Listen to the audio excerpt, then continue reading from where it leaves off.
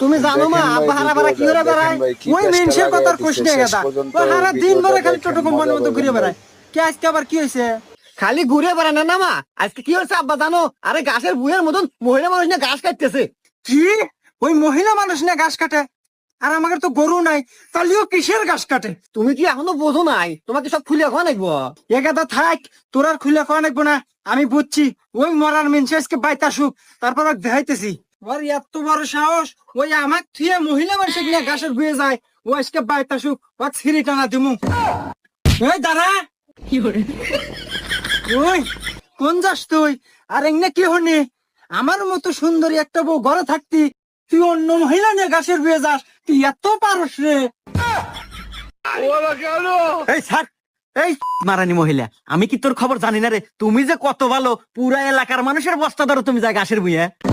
হুমুন্দি কয় কি রে?